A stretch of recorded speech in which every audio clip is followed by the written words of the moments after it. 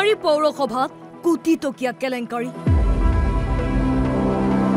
ৰাইজে জমা দিয়া পৌৰকৰৰ টকা আত্মসাৎ টেক্স দাৰোগা শান্তনু সেনগুপ্তাৰ বিৰুদ্ধে অভিযোগ শান্তনু শেখৰ সেনগুপ্তা যিজন আমি টেক্স দাৰোগা বুলি কওঁ তেওঁৰ লগত প্ৰপাৰ্টি টেক্স আমাৰ ঘৰৰ ভাড়া আৰু আমাৰ ট্ৰেড লাইসেন্স এই তিনিটা বস্তু তেখেতে চোৱা চিতা কৰি আছিলে যিমান টকা অফিচলৈ আহে সেই টকাটো তেওঁ সংগ্ৰহ কৰে ৰিচিপ্ট দিয়ে আৰু সেই টকাটো বেংকত প্ৰতিদিনে যিমান টকা জমা হয় কিবা কাৰণত আজি জমা কৰিব নোৱাৰিলে নেক্সট ডে জমা হ'ব লাগে আমাৰ একাউণ্টেণ্ট জেনেৰেলৰ পৰা দুজন অডিটৰ আহিলে অডিটৰ আহাত মই ইয়াত বহিছে মই কথা পাতিছোঁ তেতিয়া মই কৈছোঁ যে এনেকুৱা এটা কেছ চলি আছে মোৰ অলপমান সন্দেহ আছে গতিকে আপোনালোকে যিখিনি কৰে সেইখিনি একদম ফেয়াৰলি কৰিব এনেকৈ বুলি মই তেওঁলোকক অকণমান আগতীয়াকৈ কৈ দিয়াৰ পিছত তেওঁলোকে প্ৰায় এটা বছৰৰ এটা আমাক ডকুমেণ্ট দি থৈ গ'ল ব্লেক এণ্ড হোৱাইট সেইটোত দেখিছে 36,08,000 কিমান টকা তেওঁ এটা ঘোটালা কৰিছে যিটো টকা বেংকত জমা হ'ব লাগে কালেকশ্যন হৈছে কিন্তু টকাটো বেংকত জমা হোৱা নাই তেওঁলোক সেইটো দি গুচি গ'ল আৰু লগে লগে মই যিটো এনকুৱাৰী কৰি আছিলোঁ মোৰ ফালৰ পৰা সেইটো মই এনকুৱাৰীটো অলপমান খৰতকীয়া কৰিলোঁ খৰতকীয়া কৰি মই দেখিলোঁ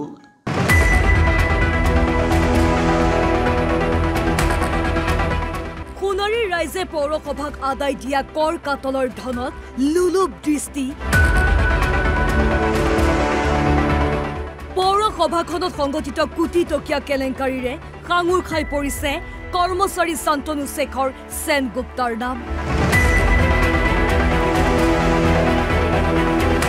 পৌৰপতি তিলক চন্দ্ৰ নেওগৰ ছত্ৰছায়াতে ধন লুণ্ঠনৰ এই ভয়ংকৰ ঘটনা সংঘটিত হোৱাৰ গুৰুতৰ অভিযোগ উত্থাপিত হৈছে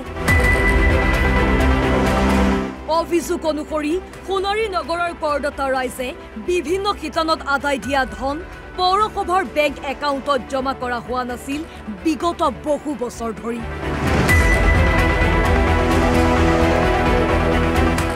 এইদৰে পৌৰসভাৰ ৰচিদ বহি নিৰীক্ষণ নকৰাৰ সুবিধা লৈ বহু বছৰ ধৰি পৌৰসভাৰ জমা ধন আত্মসাৎ কৰি আহিছিল টেক্স দাৰোগা শান্তনু শেখৰ সেনগুপ্তাই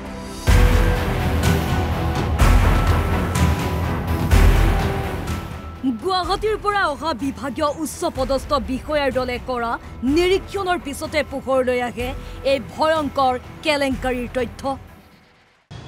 চৰাইদেউ জিলাৰ সোণাৰীৰ পৌৰসভাৰ যিজন টেক্স কালেক্টৰ আছে টেক্স কালেক্টৰে বিভিন্ন চৰকাৰৰ যি আমাৰ জনসাধাৰণৰ যি টকা এই টকা সংগ্ৰহ কৰি পলায়ন কৰিছে আৰু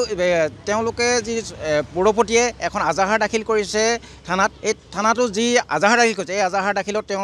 তেওঁৰ যি কাৰ্যকালৰ সময়তে এই কেলেংকাৰীৰ কথাটো উল্লেখিত হৈছে কথা হ'ল কি তেওঁ যেতিয়া এইবিলাক পৰীক্ষণ কৰিব লাগে তেওঁ কালেক্টৰে যিবিলাক কালেক্টৰ কৰে তাৰপিছত তেওঁ পৰীক্ষা কৰাটো তেওঁ নীতিগত এটা কাম আছিল কিন্তু তাকে নকৰি এইটো মাত্ৰ আজাহাৰ দি ঠেকা সৰকা কৰি তেওঁ অপৰাধীক যেন পলাই যোৱা এটা হুৰুঙা দিশাৰ এটা আমি অনুমান কৰিব পাৰিছোঁ এটা ৰহস্যজনক ভূমিকা তেওঁ গ্ৰহণ কৰিছে বুলি আমি ভাবিছোঁ গোটেই হ'ল কি এই গোটেই প্ৰক্ৰিয়াটোৰ ক্ষেত্ৰত জড়িত হৈ থকা যিকেইজন যি বিষয়া আছে বা যি বিষয়াকেইজন আছে তেওঁলোকৰ ওপৰত এক উচ্চ পৰ্যায়ৰ তদন্ত মুখ্যমন্ত্ৰীৰ দ্বাৰা বিশেষ কোষৰ দ্বাৰা এটা তদন্ত কৰি দোষী ব্যক্তিসকলক শাস্তি প্ৰদান কৰিবৰ কাৰণে আমি অনুৰোধ জনাইছোঁ এই ঘটনা পোহৰলৈ অহাত সোণাৰী থানাত শান্তনু শেখৰ সেনগুপ্তাৰ বিৰুদ্ধে এজাহাৰ দাখিল কৰা হয়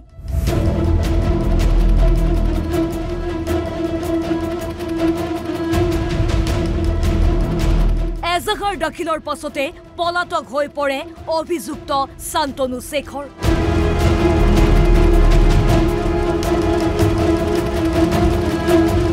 সন্দেহ কৰা হৈছে এই ঘটনাৰ সৈতে পৌৰসভাখনৰ আন বহু লোক জড়িত হৈ আছে প্ৰায় ৩টা বছৰত তেওঁ এই ৩৬ লাখটো বাদ দি ১ কোটি টকাৰ ওপৰৰ এটা মিছ এপ্ৰপ্ৰিয়েশ্যন আছে যিটো অডিটৰে ভালকৈ চাব কিন্তু মই আভ্যন্তৰীণ হিচাপ মই নিজে ব্যক্তিগতভাৱে চোৱাত সেইটো মই দেখিছোঁ ১ কোটি টকাৰ ওপৰত এটা মিছ এপ্ৰপ্ৰিয়েশ্যন আছে সিদ্ধান্ত ল'লোঁ যে এইটো মই মানে FIR এটা দিয়া ভাল মিছ এপ্ৰপ্ৰিয়েশ্যনৰ লগে লগে মই FIR এটা 1 নৱেম্বৰত অক্টোবৰত আহিছিলে অডিট পাৰ্টি 10 তাৰিখৰ দিনা মোক মানে হেৰিটো দি থৈ গ'ল অডিট ৰিপৰ্টটো তাৰপিছত মই বাকী কেইদিন মই নিজাববীয়াকৈ যিটো এনকুৱাৰী কৰিছিলোঁ সেইটো কৰি আছিলোঁ তাৰপিছত মই 1 নৱেম্বৰত FIR দিছোঁ FIRটোত সেই কথাটো আমি উল্লেখ কৰিছোঁ আৰু কিন্তু FIR দিয়াৰ আজি 3 মাহে হ'ব হ'ল কিন্তু কালপ্ৰিট অক্টোবৰৰ লাষ্টত তেওঁ প্ৰথমতে অডিটৰৰ লগত সহযোগ কৰি আছিলে তাৰপিছত দেখিলে যে তেওঁৰ ফেভাৰত অডিটৰ হয়তো নাহিব বা তেওঁ হিচাপটো তেওঁলোকৰ স্যাটিসফ্যাক্টৰি মানে উত্তৰ দিব নোৱাৰিব কাৰণে তেওঁ অফিচলৈ আহিবলৈ বাদ দিলে প্ৰায় 28 তাৰিখ মানৰ পৰা অক্টোবৰত তেওঁ এবসেন্ট আৰু নৱেম্বৰৰ 1 তাৰিখত এজাহাৰ দিয়াৰ পিছত তেওঁ মানুহটো ইয়াত সোণাৰীতে নাইকিয়া বুলি আমি গম পাইছোঁ আৰু এতিয়ালৈকে পুলিচে ধৰিব পৰা নাই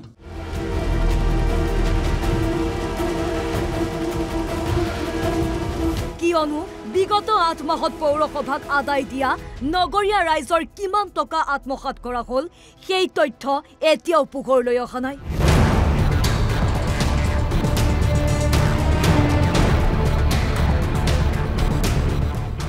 ৰাইজৰ দাবী মুখ্যমন্ত্ৰীৰ তদাৰকী শাখাৰ জৰিয়তে হ'ব লাগে সোণাৰীৰ দৰে এখন সৰু চহৰৰ পৌৰসভাত সংঘটিত এই বৃহৎ বিত্তীয় কেলেংকাৰীৰ তদন্ত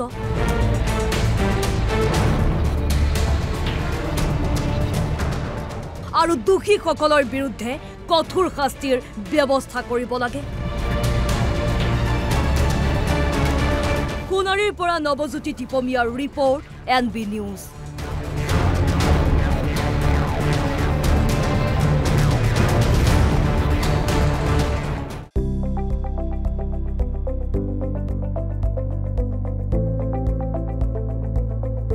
NB নিউজ